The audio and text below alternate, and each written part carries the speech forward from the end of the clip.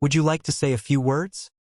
And the silence that followed was so complete it felt heavy, and Charles felt the floor tilt beneath him as Evelyn stepped onto the stage and took the microphone, her voice steady, her eyes sweeping the room, and she said, "I've cleaned the offices where decisions were made that destroyed lives, and I've watched people with power laugh at the consequences, but tonight I'm here because I believe money should repair what greed has broken." And gasps rippled as she revealed that the donation came from Carter Holdings, a private investment firm she had quietly rebuilt after winning a massive whistleblower settlement years earlier, a firm that now outperformed several funds represented in that very room. And faces went pale as people realized they'd underestimated the most powerful person among them, and Charles stood frozen, his world cracking as applause turned into a standing ovation, because Evelyn wasn't just rich. She was respected, and the final blow came when she looked directly at him and said, "Mr. Whitmore once invited me here as a joke, but jokes reveal truth, and the truth is that too many doors stay closed because people assume greatness wears a certain uniform." And later that night, as investors lined up to speak with her and reporters asked for interviews, Charles retreated to his study, staring at his reflection, realizing that the empire he built on appearances had been exposed by a woman he never bothered to see. And in the weeks that followed, the story went viral, sponsors withdrew, board members questioned his leadership, and the cleaning lady he thought he controlled became the symbol of his downfall. While Evelyn Carter used the moment not to destroy him, but to build something better, expanding her housing initiative, mentoring women pushed out of corporate spaces, and proving that dignity doesn't announce itself.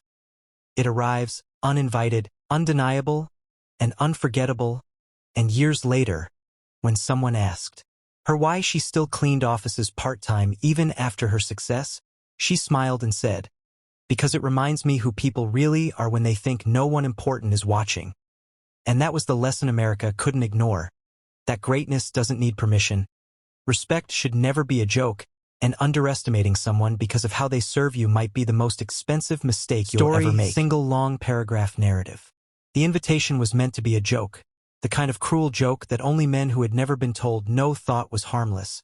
And when Charles Whitmore, real estate magnate, hedge fund legend, and unofficial king of Manhattan's old money elite, leaned back in his leather chair and laughed, he had no idea that the email he sent at 2:17 a.m. would unravel his reputation, his family, and the carefully polished lie he called success, because Charles had just fired his cleaning lady after overhearing her humming while mopping the marble floor of his penthouse, and to him the sound had felt like disrespect, like noise where silence should be. So when his assistant asked if she should remove her from the annual Whitmore Charity Gala guest list, an event so exclusive that even senators begged for invitations, Charles smirked and said, "No, invite her." Not because he wanted to honor her, but because he wanted to watch her squirm, and the email went out with her name misspelled, her title listed as guest service, and a note that said black tie optional, which everyone in that circle knew was code for humiliation. And when the staff whispered about it the next morning, they assumed the woman would never show, because why would a black cleaning lady from the Bronx dare to walk into a room filled with billionaires, crystal chandeliers, and judgment sharp enough to draw blood?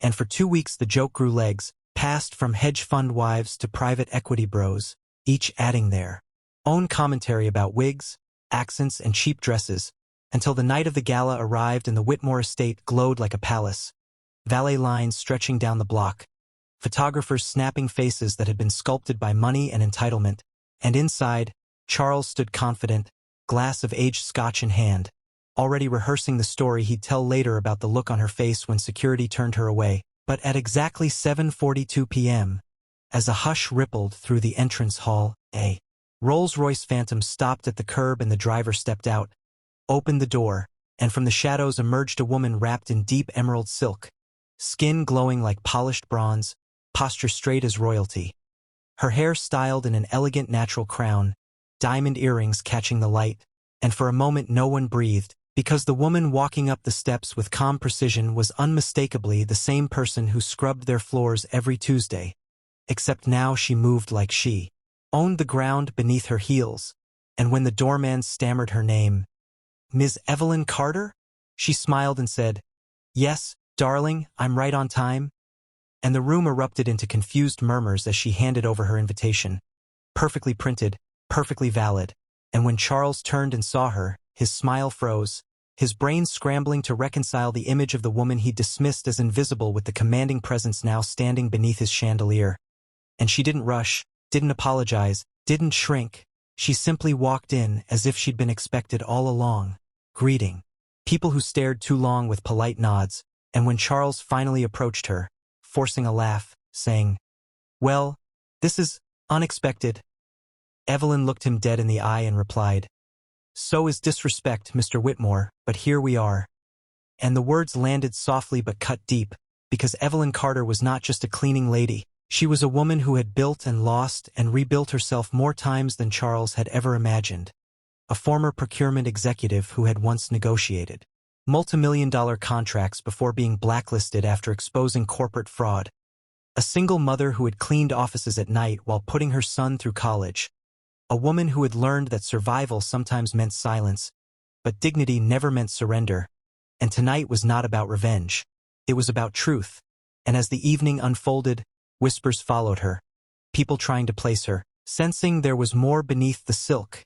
And when a venture capitalist made the mistake of explaining basic finance to her, she gently corrected his numbers, citing market trends and acquisition risks with surgical precision, leaving him red-faced.